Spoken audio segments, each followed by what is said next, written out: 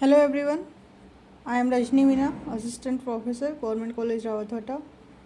Welcomes you today's video, The Thoughts in a Garden Poem, written by Andrew Marvell. This is very famous poem of Andrew Marvell. Let's start the poem.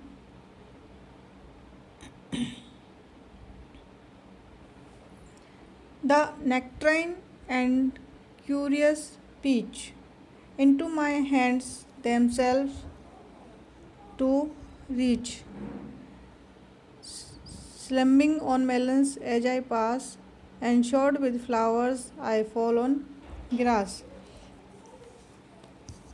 Poet है Andrew Marvel. वो कह रहे हैं कि जो उन्होंने पिछले video में मैंने आपको बताया था कि जो पोइट है वो गार्डन में बैठा हुआ है और वो गार्डन फ्रूट से सब और दूसरी चीज़ों से भरा हुआ है।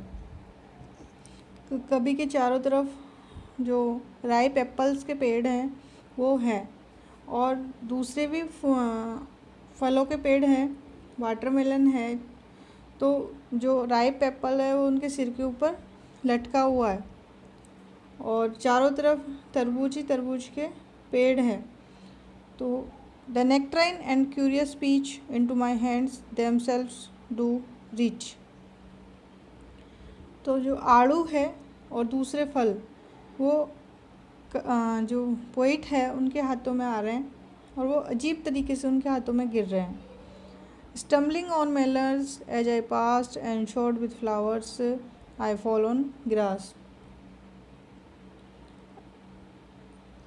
और जब मैं उनके पास से गुजरता हूँ तो मैं मेलन्स के ऊपर लड़खड़ा जाता हूँ। एनशोर्ड विथ फ्लावर्स, क्योंकि चारों तरफ जो है मेलन ही मेलन भरे पड़े हैं और उनके ऊपर पत्तियां हैं और फल छाए हुए हैं। तो जो पोइट है वो स्टेमलिंग करके लड़खड़ा करके उनके ऊपर गिर जाता है और वो फल और फूलों से घिर जाता है।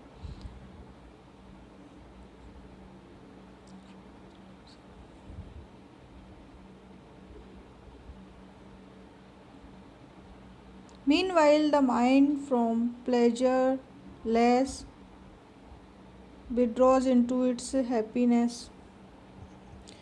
इसी बीच में जो पोइट का माइंड है वो उसकी जो ज्ञानेंद्रियाँ हैं पोइट की वो तो ये जो गार्डन की जो चारों तरफ की सीनरी है, फ्रूट की, लीव्स की, इन सब को बहुत एंजॉय कर रही है सारी की सारी, लेकिन उनका माइंड इस स्टेट में नहीं है। उनका माइंड जो है वो इसको कम एंजॉय कर पा रहा है। विड्रॉ इट्स इनटू हैप्पीनेस, और वो पीछे हट रहा है इन भौतिक सुखों से।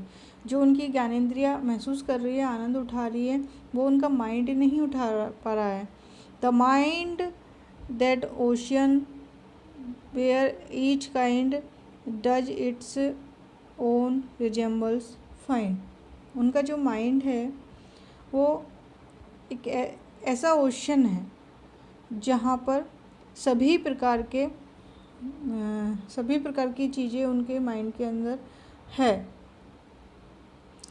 तो वो एक ऐसे काल्पनिक संसार की कल्पना कर लेता है पोइट जिसमें ये जो सीन है सारे के सारे वो उसमें है और वो सारी की चीज़ें पृथ्वी के समान उस समुद्र के अंदर, समुद्र रूपी जो उनका माइंड है उसके अंदर है। इसलिए वो अपने सुखों को ऐसे समेट लेते हैं जैसे कि समुद्र की लहरें आती हैं और वापस चली जाती है। Yet it creates transcendenting these far other worlds and other seas. हालांकि जो माइंड है वो क्रिएट करता है, मतलब वो इन सुखों को एंजॉय करना चाहता है और लेकिन वो कर नहीं पाता है।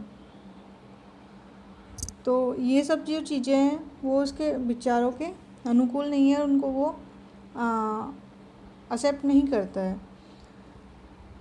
Annihilating all that's made to a green thought in a green shade। और जो भौतिक ज्ञानेंद्रियाँ हैं उसकी, वो जो गार्डन के अंदर जो सीन्स हैं उनको एंजॉय करने में पूरी तरफ से लिप्त है, लेकिन उनका माइंड जो है वो अपने आप को फ्री पाता है और पीसफुल पाता है, लेकिन इस तरीके से उनका माइंड निष्क्रिय है।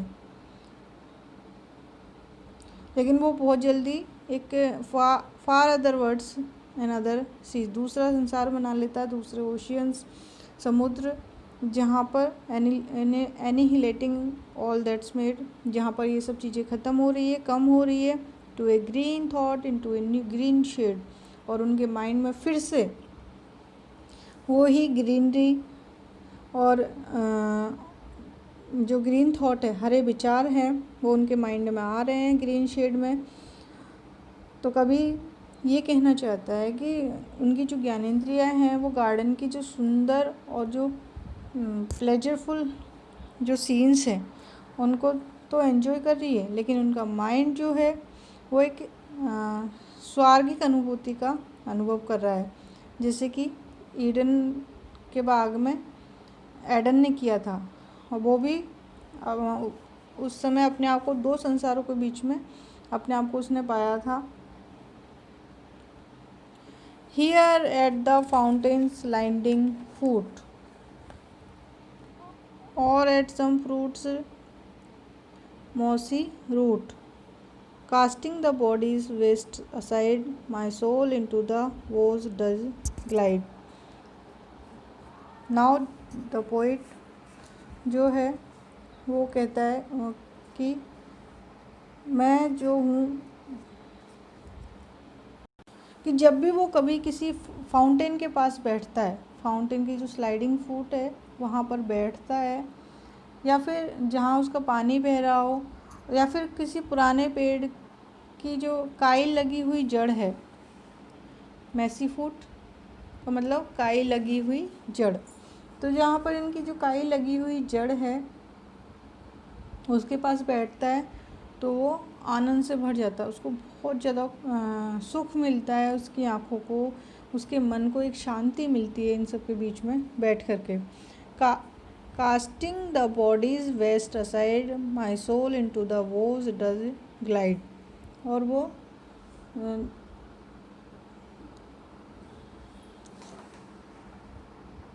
उनकी जो ज्ञानेंद्रियाँ हैं वो चारों तरफ का जो ब्यूटीफुल सीन्स है उनका आनंद उठाती हैं, जबकि उनकी आत्मा जो है बॉडीज बेस्ट असाइड, मतलब उनकी जो आत्मा है उनके शरीर को छोड़ करके उस पक्षी के समान उड़ने सी लगती है जो उस गार्डन के पेड़ के ऊपर बैठ गया है कहीं से उड़ करके आकर। There like a bird it sits and swings. और वो आत्मा कैसे उनकी बॉडी से निकल करके एक पेड़ पे बैठ गई है, जैसे कि एक पक्षी उड़ करके आके और एक पेड़ पे बैठ जाता है और गाना गाने लगता है, तो उनकी आत्मा भी ऐसे ही गाना गाने लगती है और एंजॉय करती है। Then whets and combs its silver wings. वो अपने पंखों को फड़फड़ाती है और उनको अपने पंखों को संवारती है। And till prepared for longer flight. और अपने आप को प्रिपेयर करती है, तैयार करती है एक बहुत लंबी उड़ान भरने के लिए। Waves it's plums the various light. जहाँ पर मतलब वो इतनी लंबी फ्लाइट के लिए अपने आप को तैयार करती है जैसे वो स्वर्ग से भी अधिक सुंदर स्थान पर उड़ जाने की तैयारी में हो। कवि जो है वो उनकी जो आत्मा है वो पक्षी के समान उड़ने की तैयारी करता है ताकि वो जो प्रकृति की सुंदर चीज़ें हैं उनको एंजॉय कर सके और उनकी जो आत्मा है वो शांति के गीत को गा सके जो प्रकृति में ही मिलती है। तो इस प्रकार से जो पोइट है एंड्रू मार्वेल, वो पूरी जो नेचुरल सीन्स है जो गार्डन में ही मिलती है और कहीं नहीं मिलती, गार्डन के हर नेचुरल सीन को वो इस पोएम में डिस्क्राइब करता है और बताता है कि मनुष्य को जो मन की शांति है वो इन्हीं गार्डन्स के बीच में जाकर के मिलती है। जब वो चारों तरफ की ग्रीनरी को देखता है और अपने आप को उसमें डुबो लेता है, तभी वह उन जो दूसरे सांसारिक जो परेशानियां हैं उनको भूल पाता है। तो कभी कहता है कि अगर किसी को मानसिक शांति चाहिए तो उन्हें इन गार्डन्स के बीच में जाना चाहिए, वहाँ पर कुछ समय बिताना चाहिए। Thank you.